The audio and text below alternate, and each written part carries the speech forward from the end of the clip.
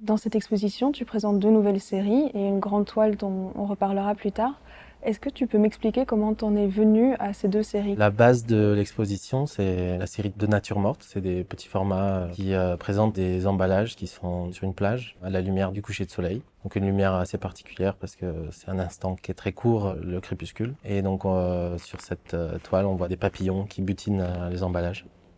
Ils semblent un petit peu en duel esthétique avec les emballages. Tu parlais d'un instant éphémère avec le coucher de soleil. Dans la série Nature morte, il y a autre chose qui est très éphémère, ce sont les papillons. Pourquoi est-ce que tu as choisi de parler des papillons en particulier?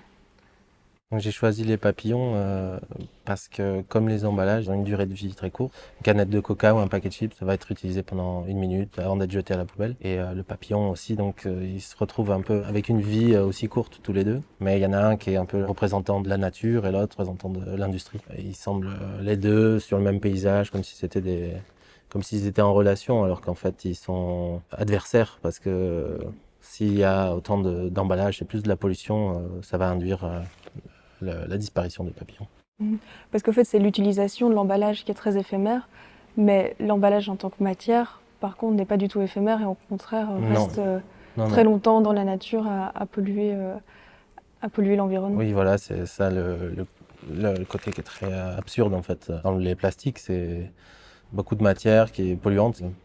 C'est un travail esthétique aussi. J'aborde les papillons comme les emballages, comme des objets esthétiques. Pour moi, ont des similarités. C'est un peu le must de la nature en termes de couleurs, le papillon. Et la junk food, le sucre, tous ces emballages-là avec des trucs brillants, chromés, des typos de dingue, des persos et tout, bah, c'est le must de l'industrie. Ça doit être ça qui doit accrocher le plus l'œil, attirer le plus le consommateur. Je les aborde plus comme ça que comme un sujet politique. Et donc je mets de côté un peu les critiques que je pourrais avoir face à leur impact négatif sur les écosystèmes et tout ça, même si c'est là derrière, mais je sais que c'est pas vraiment le lieu, une exposition où avoir un impact politique, ce serait un petit peu hypocrite de penser ça. Et c'est d'ailleurs pas la première fois que tu mobilises cette imagerie-là, l'imagerie publicitaire de produits super industrialisés, super sucrés. Par contre, la particularité ici, c'est que tu t'es vraiment investi dans un nouveau médium pour toi, en tout cas un médium que tu n'avais pas autant poussé auparavant, qui est la peinture. Est-ce que tu peux me parler de ça? Comment est-ce que tu t'es attaqué à la peinture pour ce sujet-là? Qu'est-ce que ça t'a apporté en plus?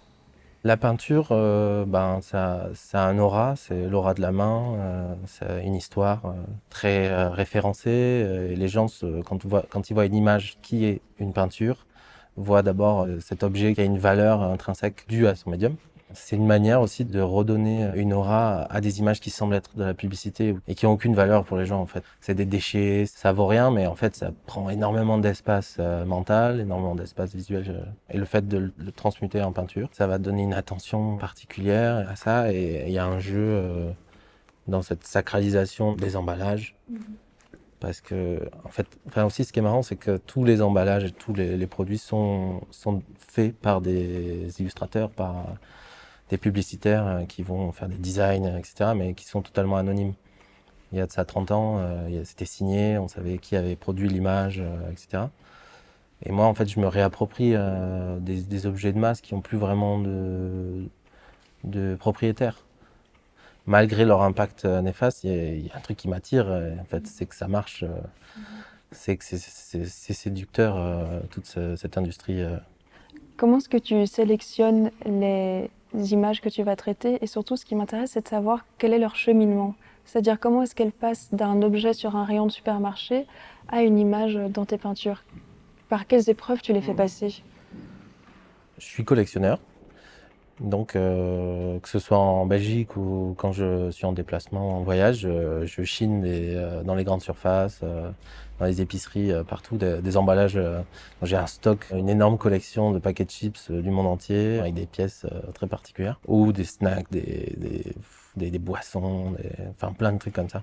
Donc j'ai ces archives en photo, tout ça, je fais des petits studios, je refais une pub en fait. Et après, c'est toute cette base de données, ben, là, je l'ai réutilisée dans mes peintures. Cette série, elle pourrait continuer, elle est infinie. Il y a une production tellement incroyable et originale de trucs en fonction des pays. Il y a des esthétiques très différentes et tout. Là, je me suis ciblé quand même sur quelques marques très mondialisées.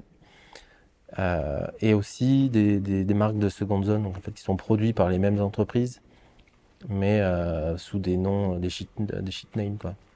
En fait, c'est la même industrie qui produit les sous-marques pour avoir tous les marchés, avec un produit et ses dérivés à des prix différents, quoi. Donc il y a ça dans certaines peintures. Dans cette exposition, il y a une seconde série qui s'appelle Snack de frappe. Alors là, on retrouve des emballages et des images publicitaires, en tout cas des images d'emballage, sauf qu'ici, elles sont imprimées sur du cuir. Pourquoi est-ce que tu as choisi le cuir en particulier, sachant qu'auparavant, tu avais déjà fait des agrandissements de snacks, mais c'était du plastique? J'ai travaillé avec des artisans qui travaillent normalement pour l'industrie de la fashion. Donc une industrie de luxe, hein, aussi comme l'art contemporain, mais en fait ils sont fabriqués avec le même niveau d'exigence, donc un médium assez luxueux pour un sac de frappe. Et donc c'est un parallélisme, magnifier l'objet au maximum, donc magnifier dans le sens agrandir l'objet, et en plus lui donner les matériaux les plus nobles pour ce truc qui n'est qu'un déchet en fait et qui est normalement jeté. Après le snack de frappe, c'est vraiment symbolique et très lisible comme geste. Parce que tu as donc un objet fait pour frapper normalement. Et puis il est pendu par des chaînes, enfin il y a un truc assez violent, très physique. C'était important pour moi qu'il y ait une pièce qui soit extrêmement lisible, mais c'est important de réussir à faire des pièces où la lecture est plus subtile et permet plus d'interprétation, comme les peintures, où il y a une distance et des sensations un peu d'étrangeté. Ces peintures sont bizarres, ce qui se passe. Tout est censé être positif, le coucher de soleil, la plage, les papillons, les petits emballages. En fait, la conclusion de tout ça, ça donne une sensation de malaise. Alors que les snacks, bon, ben, on comprend de suite que c'est fait pour frapper dedans. Il y a un côté de lutte direct. Et ces snacks de frappe, ils sont disposés d'une façon un peu particulière dans l'expo, puisqu'ils font un peu comme une haie d'honneur. C'est vraiment ce qui m'a frappé moi en entrant dans l'exposition. C'est qu'on dirait un peu qu'ils sont en garde à vous comme ça et qu'ils accueillent le visiteur de l'exposition et qui mènent le visiteur de l'exposition vers une peinture qui est vraiment la clé, qui vient contextualiser le tout, qui s'appelle Coucher de soleil. Et sur cette peinture, qu'est-ce qu'on voit? On voit une île en feu. Et là, la scène paraît tout à fait catastrophique. Et ben, du coup, c'est intentionnel dans la scéno parce que c'était déjà sur ma maquette d'exposition avant le début de la production. Donc j'imaginais cette allée des statues où tu passes au milieu et c'est un peu intimidant d'avoir à gauche, à droite des snacks comme ça qui passent et qui t'amènent à la fin à toi le coucher de soleil. Et cette peinture représente bon, une île déserte qui est en feu, avec des papillons qui volent. On ne sait pas s'ils sont attirés par la lumière du feu et qu'ils vont s'y brûler ou bien s'ils en partent. Mais elle permet de contextualiser la série de peintures nature morte qui se passe sur une plage. En fait, c'est probablement la plage de cette île déserte. Et pour moi, c'est le fantasme occidental de vivre chichement comme Robinson Crusoe de l'île et tout, mais qui part en feu et qui part en feu parce qu'il y a un autre fantasme. C'est celui de la réussite matérielle qui en fait qu'il y a de moins en moins d'espace d'îles désertes préservées et du coup petit à petit que ça devient ça aussi une marchandise. On en fait même des jeux télévisés. On fait des jeux. Mhm.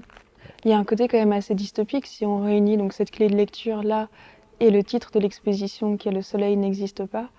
Est-ce que c'est un peu une présentation de ce que pourrait être une catastrophe pour l'humanité? Quand on regarde cette peinture ou le Sunset, la série des peintures nature morte, on a l'impression que c'est un coucher de soleil. Et en fait là, moi, je présente ça comme si c'était un incendie qui brûle l'île. Et les nuages sont peut-être pas des nuages, c'est peut-être de la fumée. Donc on ne sait pas trop ce qu'on regarde. Et oui, ça parle de négationnisme climatique, en fait non, le réchauffement climatique ça n'existe pas, il n'y a aucun impact et tout ça. Donc j'ai remplacé ça par l'idée que le soleil n'existe pas parce que c'est un comble.